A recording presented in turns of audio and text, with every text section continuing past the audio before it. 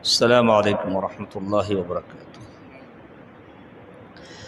الحمد للہ رب العالمین والصلاة والسلام علی سید الانبیاء والمرسلین نبینا محمد وعلی آلہ وصحبہ اجمعین وبعد۔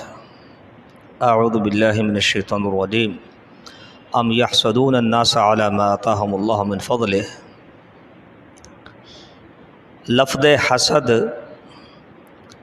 حا سین دال، حسد کا لفظ عربی میں بھی حسد کے لفظ کے ساتھ استعمال کیا جاتا ہے، اور اردو میں بھی لفظ حسد جو ہے وہ اسی طرح مستعمل ہے اور استعمال کیا جاتا ہے۔ ممکن ہے کچھ اور زبانوں میں بھی حسد کو حسد ہی کہا جاتا ہو۔ حسد کا معنی ہوتا ہے تمنی زوال النعمہ عن غیرہ۔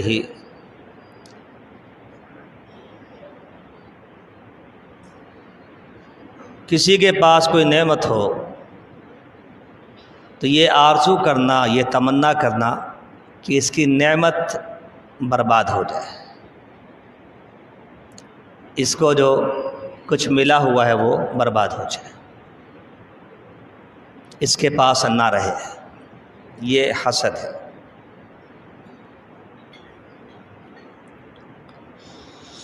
اب کسی کے پاس علم ہے، کسی کے پاس دولت ہے، کسی کے پاس شہرت ہے، کسی کے پاس کار کوٹھی بنگلہ ہے، زر زن زمین ہے، کسی کے پاس صلاحیت ہے، کسی کے پاس عہدہ ہے، منصب ہے، ذمہ داریاں ہیں، کسی کے پاس حسن و جمال ہے، کسی کے پاس قد و کاٹ ہے، کسی کے پاس حجم ہے، کسی کے پاس وزن ہے، کسی کی بات سنی جاتی ہے۔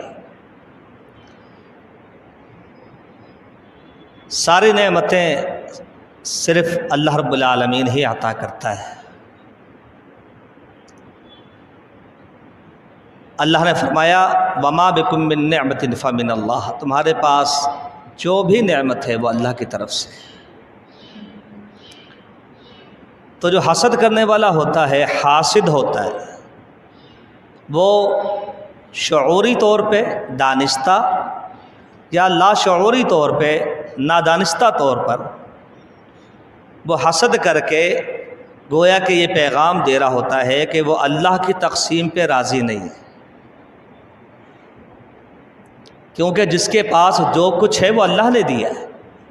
اب اگر وہ اسی بات پر اس سے حسد کرتا ہے، جلتا ہے، ہماری زبان کڑتا ہے،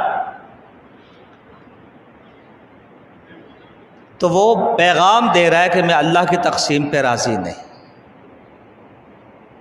اسی لیے اس کا اپنا دل کبھی بھی کسی بھی بات پر مطمئن نہیں ہوتا۔ ترمذی کی مشہور حدیث ہے جس میں 5 باتیں ہیں، اس میں سے ایک بات یہ ہے کہ رسول اللہ صلی اللہ علیہ وسلم نے سیدنا ابو ہریرہ رضی اللہ عنہ سے فرمایا تھا وَرْضَ بِمَا قَسَمَ اللَّهُ لَكَ اِرْضَ بِمَا قَسَمَ اللَّهُ لَكَ تَكُنْ أَغْنَى النَّاسِ، اللہ کی تقسیم پر راضی ہو جا جو اس نے تیرے بارے میں کر دی ہے، اللہ کے فیصلے پر راضی ہو جا جو وہ تیرے بارے میں کر چکا ہے۔ اس کا نتیجہ یہ نکلے گا تکن اغنى الناس، تم سارے انسانوں سے بڑھ کر تونگر ہو جاؤ گے، دل کے بڑے ہو جاؤ گے، اندر سے مالدار ہو جاؤ گے، دل بہت بڑا ہو جائے گا، یہ جلن، یہ حسد، یہ کینہ، یہ بغض ختم ہو۔ علماء کرام نے صراحت کر دی ہے، حکماء نے، ادباء نے لکھ دیا ہے کہ اس شخص کی زندگی کبھی بھی خوشگوار اور اچھی نہیں گزرتی جس میں بغض ہو، جس میں حسد ہو، جو بد اخلاق، اس کی زندگی کبھی بھی خوشگوار اور اچھی اور اطمینان بخش نہیں گزر سکتی۔ وہ کڑتا رہتا ہے، جلتا رہتا ہے، لوگوں کی بد دعائیں لیتا رہتا ہے اپنی بد اخلاقی کی وجہ سے، اور اعمال میں، وزر میں، وبال میں جو بڑھوتری ہو رہی ہے اس کو پتہ ہی نہیں کہ ہو کیا رہا ہے۔ ایک متکلم فی روایت میں ہے ایاکم والحسد، حسد سے بچنا، فإن الحسد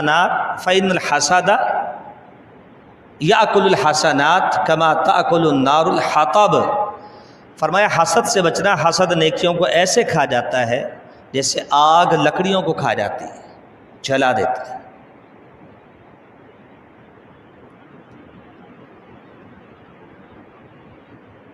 مگر اس کے باوجود ہم دیکھتے ہیں حسد معاشرے میں بہت ہے،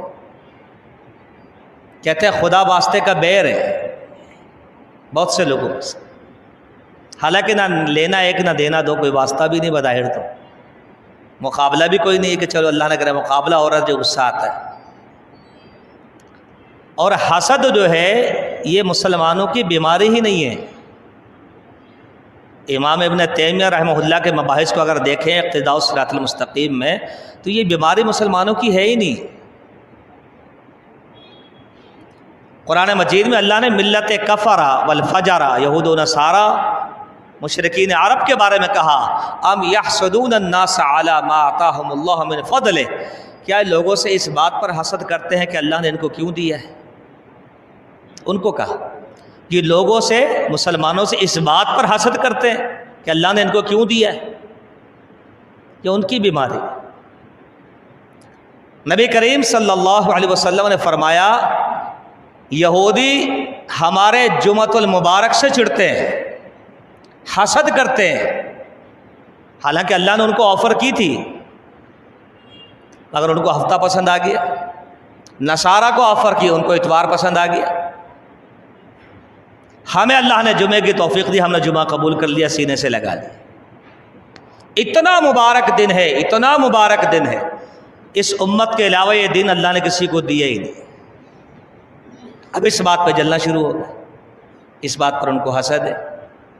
ایسا شرف ہے، ایسی فضیلت ہے، جمعہ مل جانا، جمعۃ المبارک کا دن مل جانا جو کسی اور کو ملے ہی نہیں، اب اسی پر حسد ہو رہا ہے۔ اور اتنا مبارک دن ہے، سید الایام کہا گیا ہے، بعض روایتوں میں عید الفطر، عید الاضحیٰ سے بہتر اور بڑھ کر قرار دیا گیا، اور بعض صحیح روایتوں کے اندر یہ بات بھی موجود ہے کہ بندہ جب سارے آداب ملحوظ رکھ کے صبح سویرے مسجد میں آ جاتا ہے، ٹائم سے آ جاتا ہے، پہلی گھڑی میں آ جاتا ہے، نوافل پڑھتا ہے، اذکار کرتا ہے، تلاوت کرتا ہے، سارے آداب ملحوظ رکھتا ہے، تو اس کو اتنا ثواب ملتا ہے جمعے کا کہ جتنا کہ ایک شخص کو سال بھر جاگنے کا ثواب ملتا ہے، سال بھر روزہ رکھنے کا ملتا ہے، سال بھر۔ اور پورے جمعے کا نہیں، اس کے ایک ایک قدم پر اس کو اتنا ثواب ملتا ہے، ایک ایک قدم پر اتنا ثواب ملتا ہے جتنا کہ سال بھر جاگنے والے کو ثواب ملتا ہے، سال بھر روزہ رکھنے والے کو ثواب ملتا ہے۔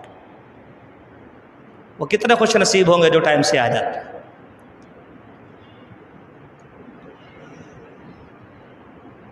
تو حسد ہماری بیماری نہیں ہے۔